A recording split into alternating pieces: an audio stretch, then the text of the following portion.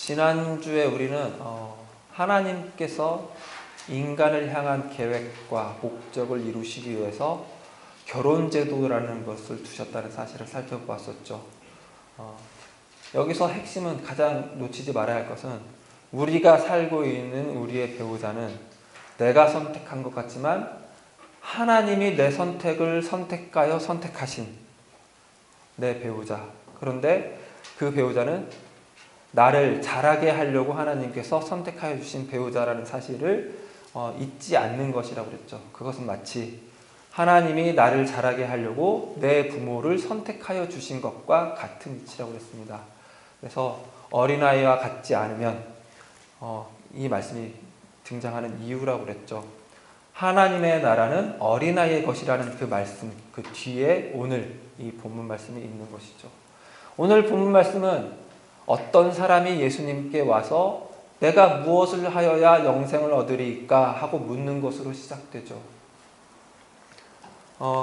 이 본문의 흐름으로 보면, 그러니까 우리가 지난주에 살폈던 내용과 이어서 오늘 본문을 보면 우리는 그 답을 이미 알고 있는 상태입니다. 내가 무엇을 하여야 영생을 얻으리까 해서 이 영생을 얻는다는 말은 오늘 본문 내에서 다양한 표현으로 바뀌어서 쓰이는데요. 하나는 하나님 나라에 들어가는 것, 그리고 또 하나는 구원을 받는 것. 이게 다 같은 개념입니다. 그래서 이 어떤 사람이 예수님께 물어본 내가 무엇을 하여야 영생을 얻으리까 이 말은 내가 무엇을 하여야 하나님 나라에 들어가겠습니까? 라는 말이겠죠. 그래서 우리는 이미 이 답을 알고 있다는 뜻입니다. 그 답은 뭐죠? 어린아이와 같아져야 된다라는 뜻이겠죠. 그래서 예수님께서 이 사람에게 하시는 모든 대답은 결국 어린아이와 같아야 한다. 어린아이와 같지 않으면 들어갈 수 없다. 그 말과 같은 의미를 가질 것입니다. 그래서 이 본문을 보면서, 이 말씀을 보면서 예수님께서 이 사람에게 하신 대답이 어떤 의미에서 그런 의미를 갖게 되는가를 살펴보는 데 초점을 맞춰야겠죠. 그러나 이 흐름을 놓치면은 이 예수님의 말씀을 좀 실천적인 명제를 주시는 것으로, 아니면 문자적으로 해석하려고 문자적으로 적용해야 되는 것으로 받아들이기가 쉽습니다. 그래서 계명을 잘 지켜야, 계명을 다 지켜야 하나님 나라에 갈 수 있다. 혹은 계명을 다 지키는 것을 조금 더 구체적으로 내 이웃에게 내 가진 것을 주는, 구제하는 데 힘써야 하나님 나라에 갈 수 있다. 이런 식으로 이렇게 받아들이기가 쉽죠.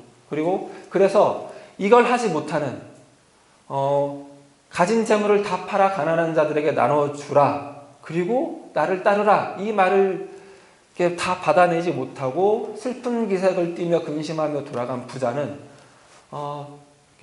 남들보다 더 재물을 사랑한 사람이 아닌가, 재물을 더 아까워하는 사람이다. 이렇게 결론을 내리고 이 사람은 그래서 영생을 얻지 못했을 것이다. 이런 결론을 쉽게 내게 된다는 것입니다.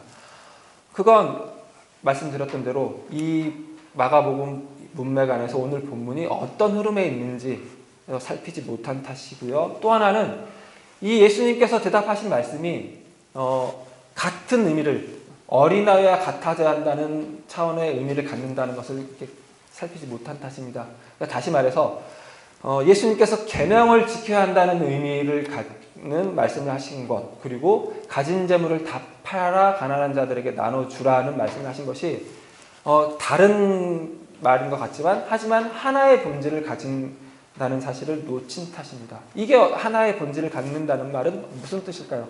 19절 말씀을 다시 한번 같이 보겠습니다.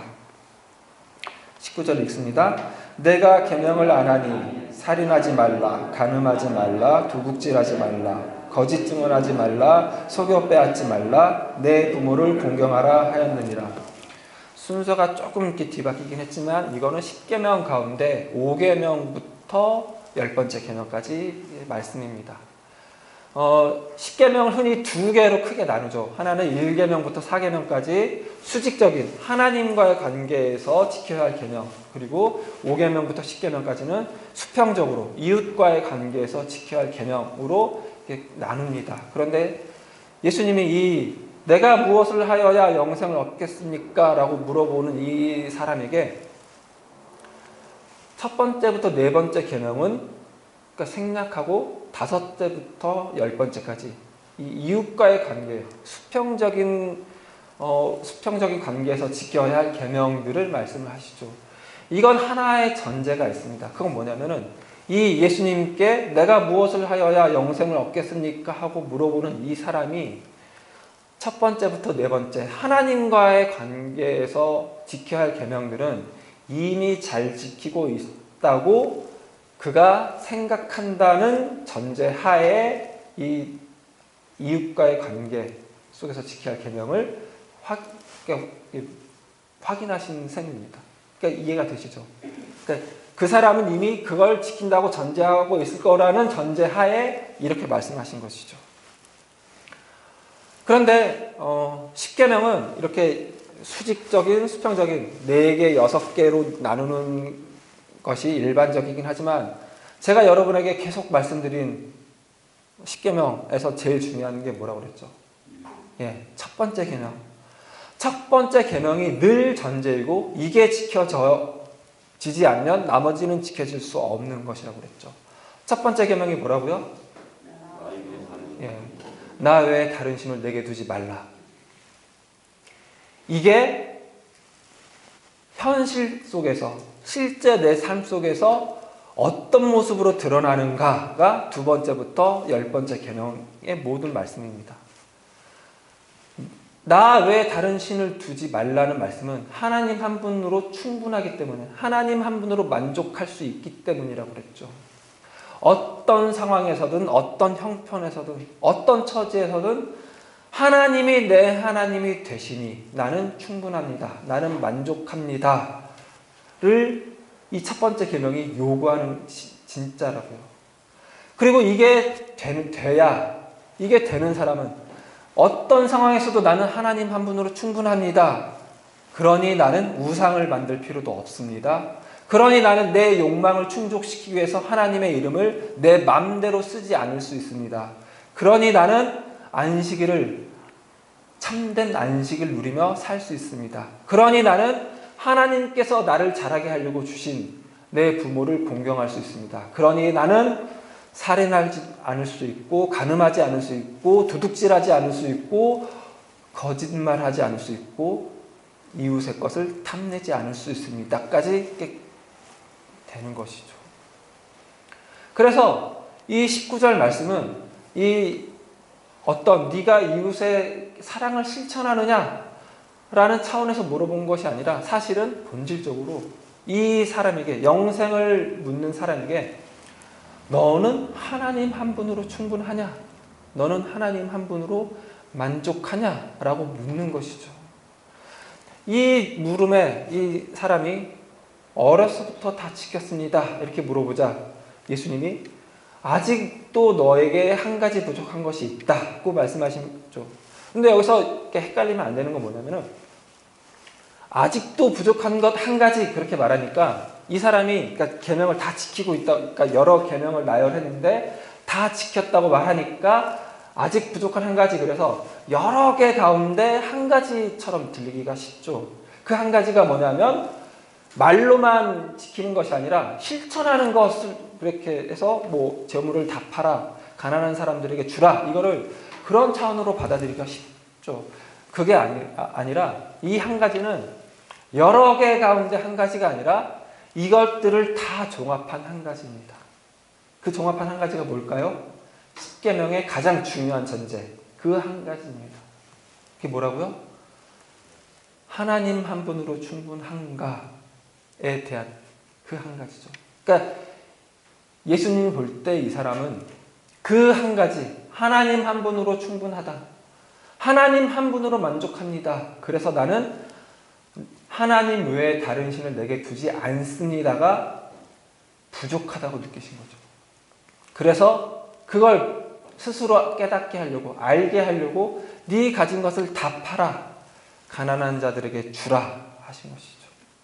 그런데 이 사람은 재물이 많은 까닭에 재물이 많은 연고로 그렇게 하지 못하고 슬픈 기색을 띠고 근심하며 돌아갔다고 했습니다.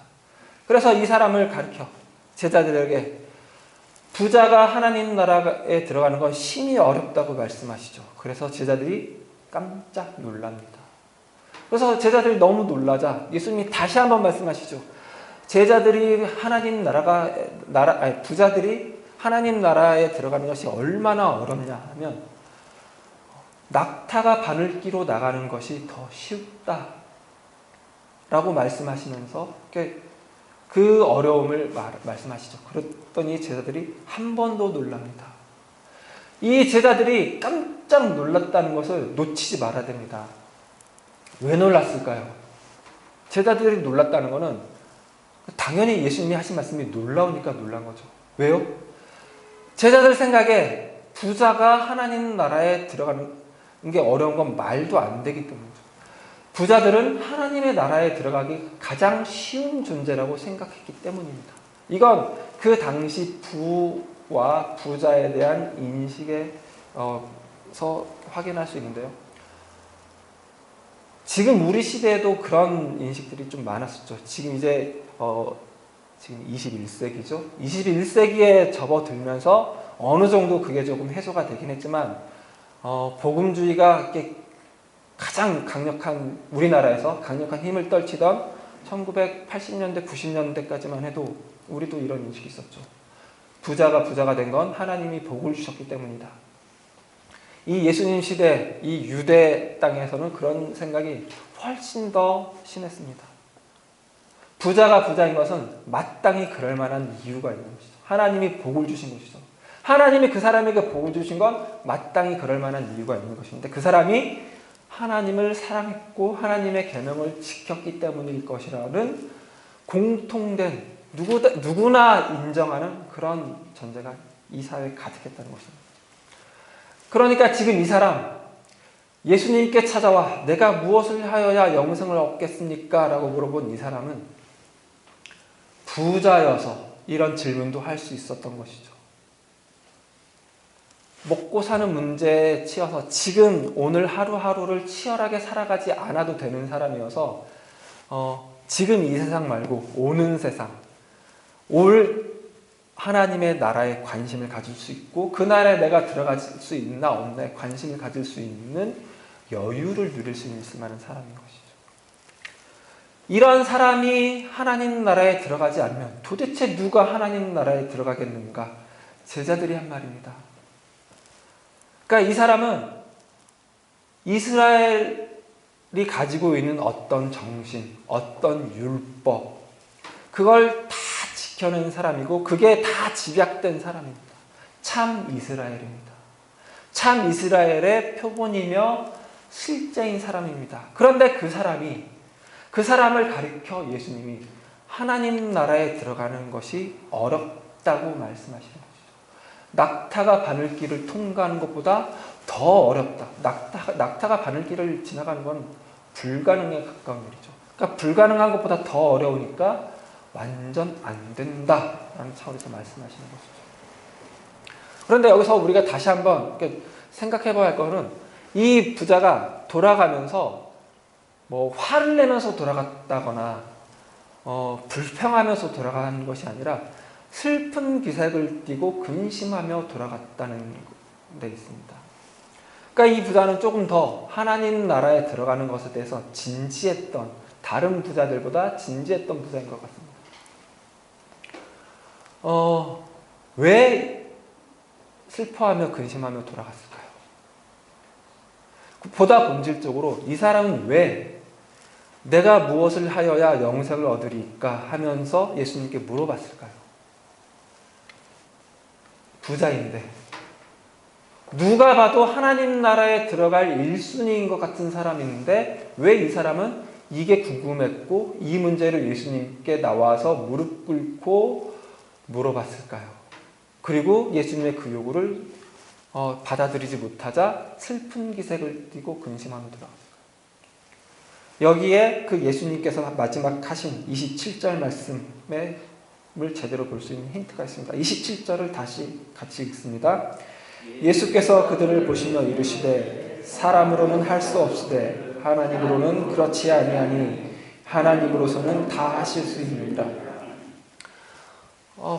부자들마저 하나님 나라에 들어가기 어렵다면 하나님의 복을 받는 사람, 하나님의 복을 받아도 충분할 만큼 경건한 삶을 사는 저 사람들마저 하나님 나라에 들어가지 못한다면 도대체 누가 하나님 나라에 들어가겠습니까? 이렇게 제자들이 묻자 예수님이 이렇게 말씀하신 것이죠. 그런데 이 말씀은 내세적인 차원에서만 그런 것이 아니라 지금 이 순간, 지금 현세적으로, 지금 살아가는 동안에 하나님 나라와 상관이 있는 것에 대해서 예수님께서 말씀하신 것인데요.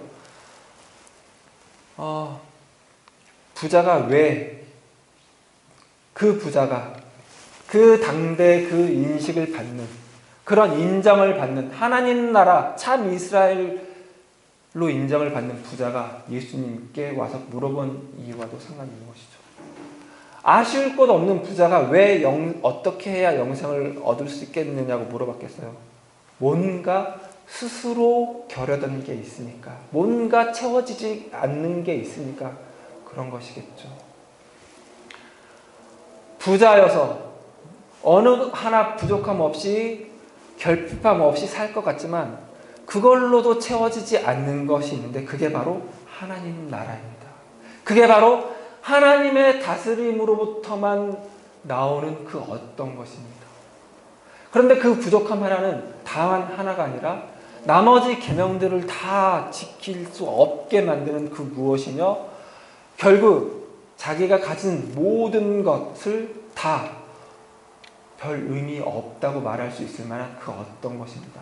그럼에도 불구하고 이 사람은 그 어떤 것을 다 팔아 버릴 수 없었는데요. 그 이유는 그가 그 어떤 것에 묶여있는 사람이기 때문입니다. 예수님이 다 가진 것을 다 팔아 가난한 자들에게 주고 나를 따르라고 했는데 그걸 따를 수 없었던 이유는 그가 가진 그 어떤 것이 하나님이 자기에게 주신 보상이라고 생각했기 때문이기도 하지만 보다 본질적으로는 사실은 그게 그에게 하나님이 되어버렸기 때문입니다. 그가 가진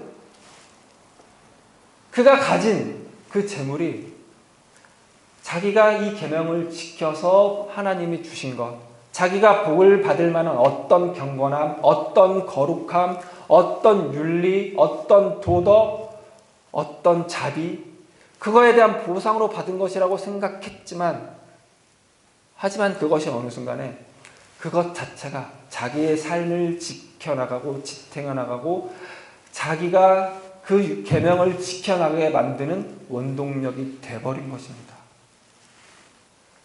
다른 신을 둔 것이죠. 재물이 다른 신이 된 것이죠.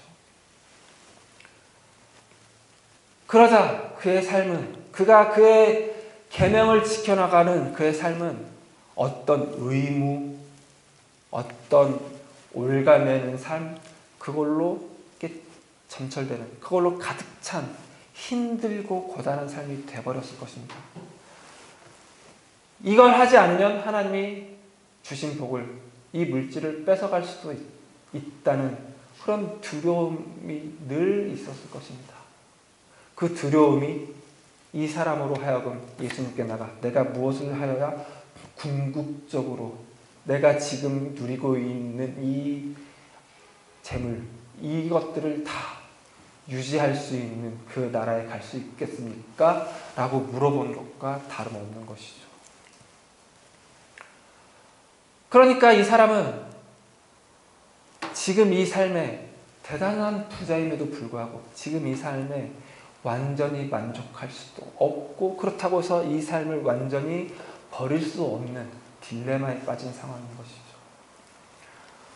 그거에 대해서 예수님께서 하시는 이 말씀은 하나님 한 분으로 충분해야 한다라는 것이죠. 그래서 이 말씀은 자연스럽게 지난 시간에 살펴보았던 하나님의 나라는 이 같은 이런 어린아이의 것이다 라는 그 말씀, 어린아이와 같이 하나님 나라를 받지 않으면 결코 들어갈 수 없다는 그 말씀으로 자연스럽게 연결될 것입니다.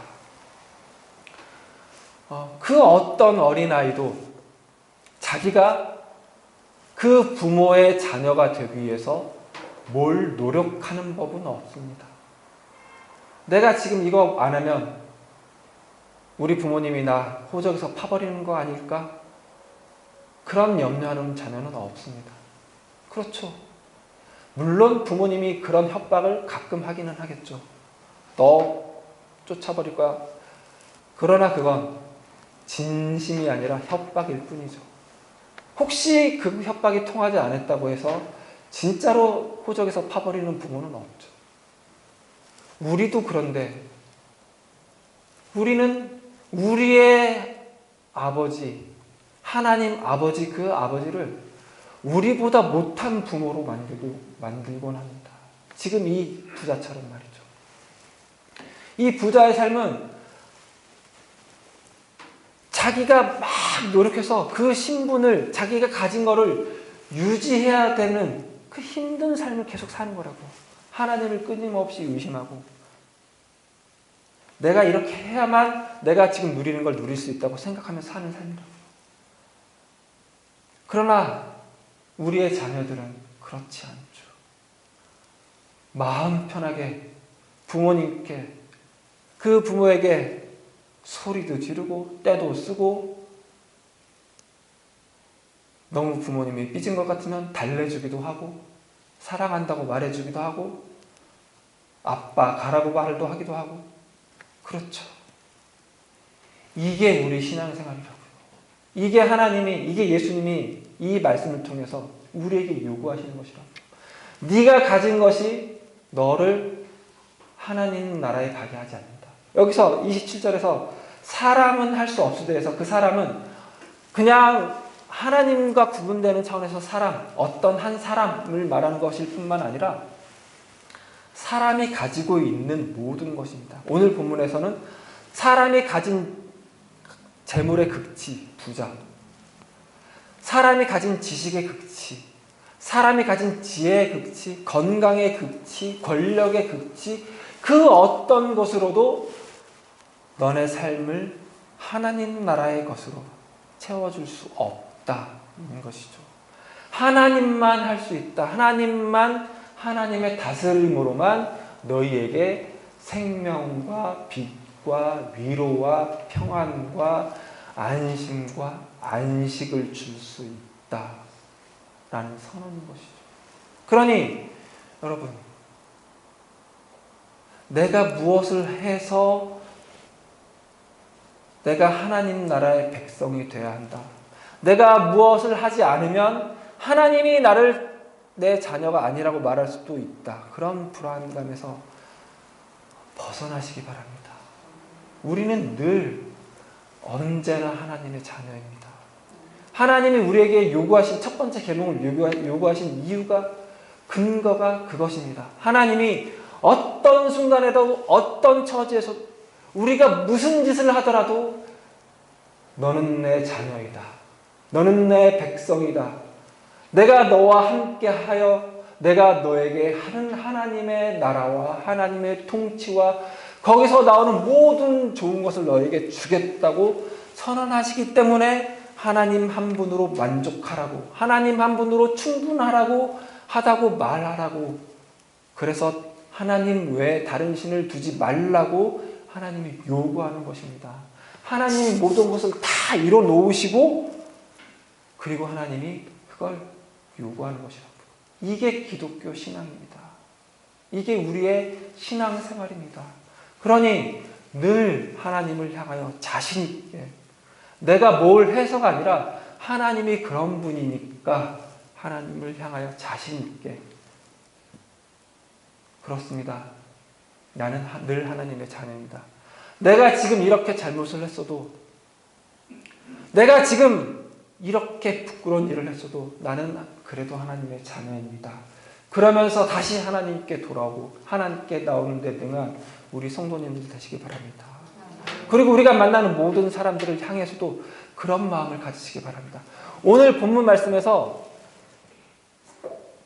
사실은 예수님이 이 부자, 이 사람을 대하는 태도가 대단히 냉담합니다. 마태복음, 같은 사건을 전하는 마태복음과 누가복음은 대단히 그 냉담함이 이렇게 완벽하게 드러납니다. 그런데 오늘 본문은 그 냉담한 분위기가 흐르는데 그 분위기가 어울리지 않는, 그래서 둥둥 떠다니는 것 같은 단어가 하나가 있습니다. 19절에 21절에 있는데요. 어떤 단어일까요? 사랑하사입니다. 사랑하사. 그런데도 이 부자를 예수님이 사랑하셨다고요. 지금 예수님이 가시는 길, 우리 17절에 예수께서 길에 나가실 때 이 길은 지금 이제부터 예루살렘으로 십자가를 지러 가는 길입니다. 그 길에 만난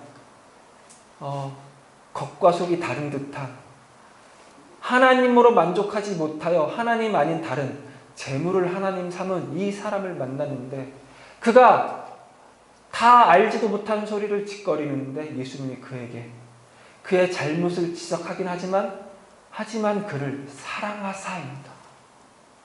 그런 자를 위해서, 그런 우리를 위해서 예수님이 오셔서 십자가를 지러 가시는 거라고. 그 길을 가시는 거라고. 예수님이 그 길을 가지 않았다면, 예수님이 이 사람을 사랑하지 않았다면 우리도 지금 이 자리에 있지 않을 것입니다. 늘 그런 마음으로 살아가시기 바랍니다. 우리가 만나는 누구를 만나건, 그 사람이 이 부자 같건, 그 사람이 정말 하나님 나라에 들어가지 못할 사람일 것 같건 상관없이 하나님이, 예수님이 이 사람을 사랑하사 이 사람을 위하여 십자가를 지는 길로 가시는 것이라고 생각하는 데 능한 우리 성도님들 되시기 바랍니다. 그리고 그 사람은, 그 사람들 속에 나와 내 가족과 우리 성도들이 늘 포함되었다는 것도 기억하시기 바랍니다. 기도하시겠습니다.